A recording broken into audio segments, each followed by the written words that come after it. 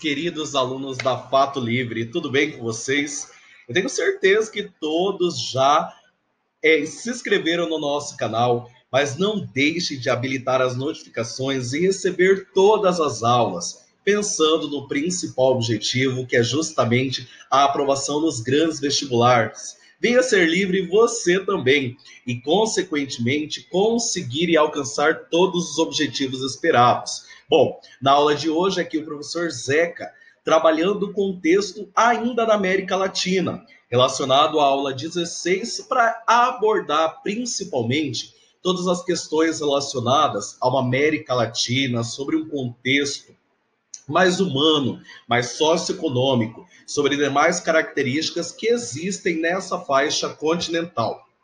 Para começar, falando justamente sobre os primeiros povos a ocupar essa faixa da América Latina, reconhecido e denominado como povos pré-colombianos. Por que pré-colombianos? Porque chegaram aqui sobre o território americano antes de Cristóvão Colombo, que foi o nosso grande colonizador, a grande base de descoberta sobre essa faixa continental, ok?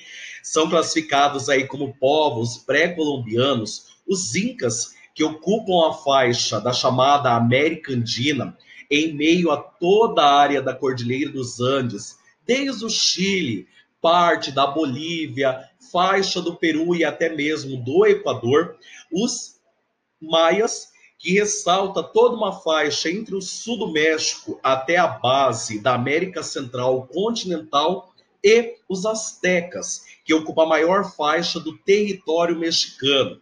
Entre as principais bases sobre os povos pré-colombianos, nós temos as grandes construções e marcos e que evidenciaram toda a sociedade antes da chegada dos colonizadores europeus à faixa do continente americano, e que, sem sombra de dúvidas, hoje é fruto de grande preservação da nossa história, da nossa hegemonia e de toda a nossa base cultural sobre essa faixa do continente, ok?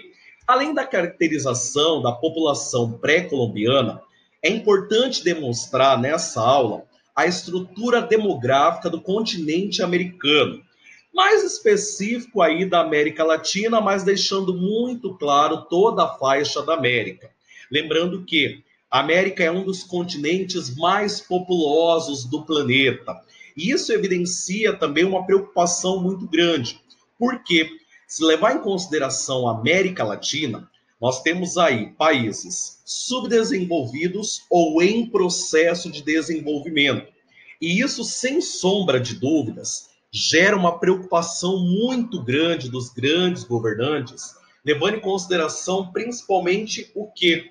Principalmente que há uma dificuldade, há um déficit em relação à habitação, a saneamento básico e outros fatores que evidenciam principalmente a qualidade de vida da população.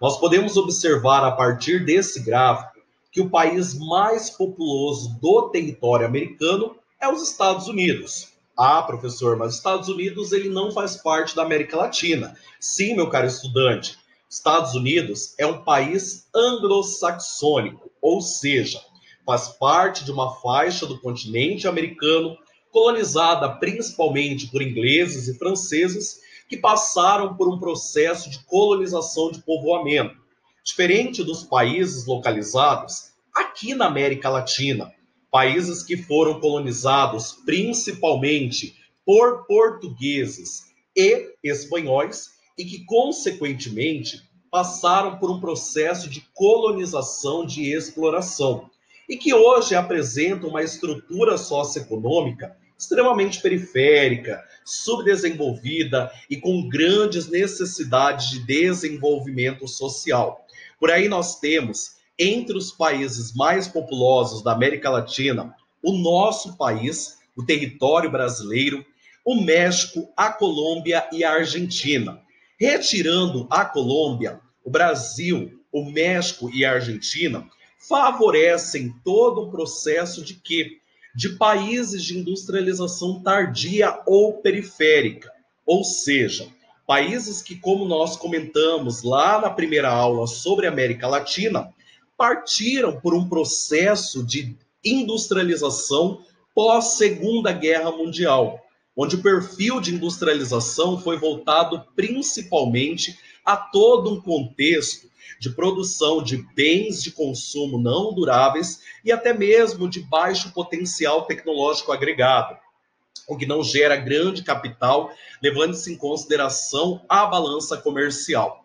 É importante destacar também que todos os países mencionados, entre esses 13 países da América Latina, nós podemos relacionar uma crise no sistema de saneamento básico, de habitações periféricas, de ocupações desordenadas e, principalmente, de uma urbanização sem planejamento, que aconteceu de forma extremamente acelerada pós-período de industrialização e mecanização do campo, que possibilitou o que nós conhecemos como o êxodo rural.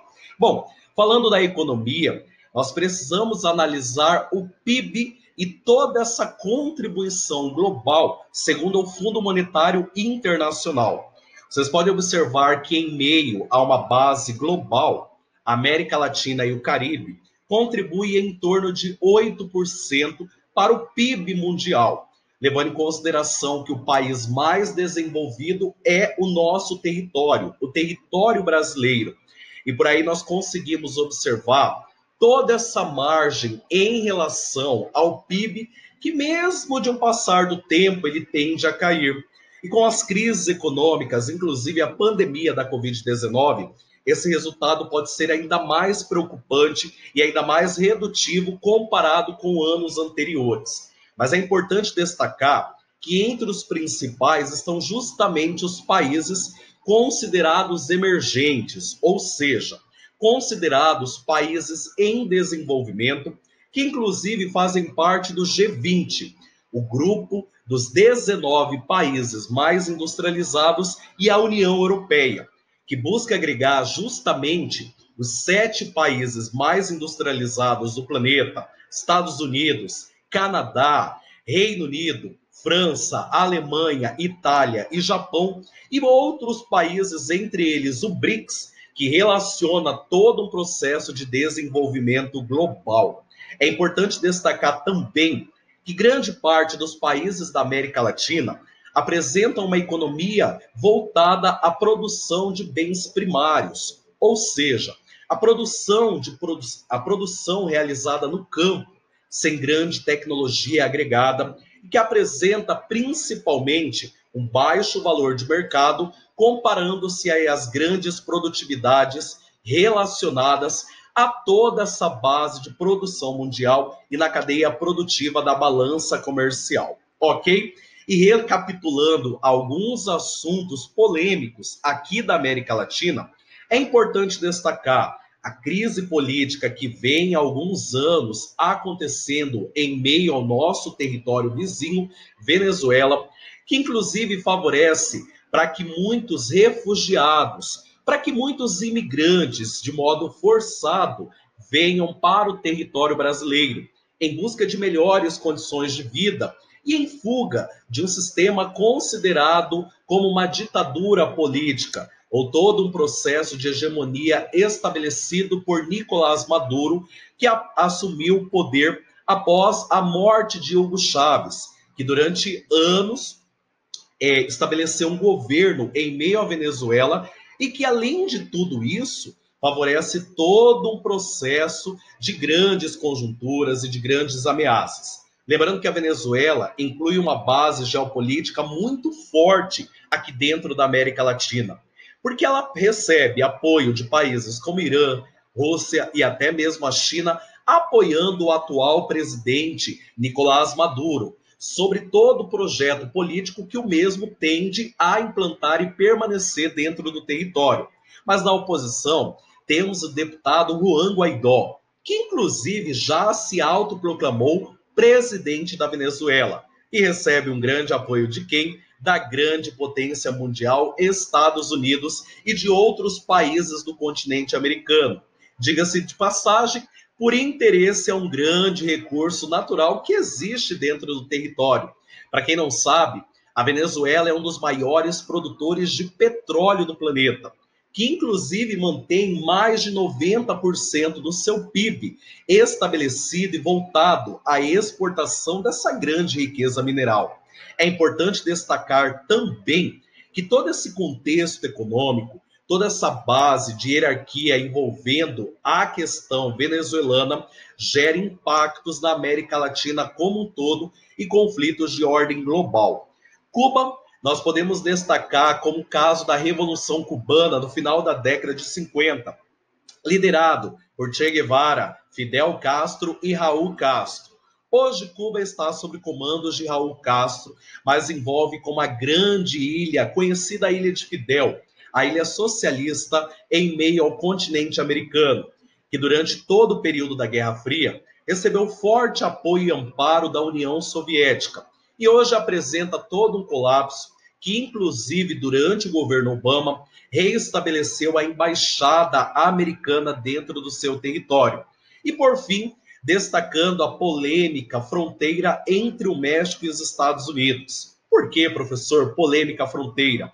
É importante destacar que há um projeto de lei estabelecido pelo atual presidente americano para a construção de um muro que divida faixa do território mexicano e faixa do território estadunidense, levando em consideração que essa fronteira é extremamente procurada por povos latino-americanos, em busca de melhores condições de vida e oportunidade na maior potência mundial. Bom, estabelecendo aí a nossa questão, aquela nossa atividade de sala, convido vocês a darem uma pausa nesse vídeo, realizar a atividade e, consequentemente, conferir o gabarito da questão. São características da América Central. Letra A, constituída de pequenas ilhas colonizadas pelos espanhóis e portugueses, apresentando baixo crescimento vegetativo. Lembre-se de uma coisa, crescimento vegetativo não envolve propriamente crescimento da vegetação. O crescimento vegetativo também é reconhecido como crescimento natural, ou seja, é um comparativo entre a taxa de mortalidade e natalidade. Envolve justamente por essa alternativa um receio de baixo crescimento populacional, o que é errado. A América Central reúne, de fato, pequenas ilhas, são chamadas Pequenas Antilhas, a faixa da América Central insular, mas necessariamente não possui um baixo crescimento vegetativo, até porque reúne países mais pobres, carentes de políticas públicas e até mesmo o planejamento familiar.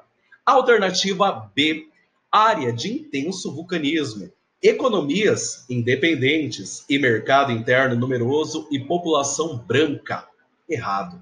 Infelizmente, nós não temos economias independentes, até porque grande parte são países subdesenvolvidos, fruto de uma colonização de exploração e com grandes precariedades socioeconômicas. E em relação à população local, nós temos países como Jamaica, Trinidad e Tobago, onde a grande característica da população é relacionada a uma população negra. Isso sem contar no Haiti, República Dominicana e outros territórios que há na América Central. Lembrando que a intensa atividade vulcânica ela concentra principalmente na faixa do Anel de Fogo do Pacífico. E necessariamente esse mercado interno numeroso também não envolve a prática de consumismo realizado na América Central.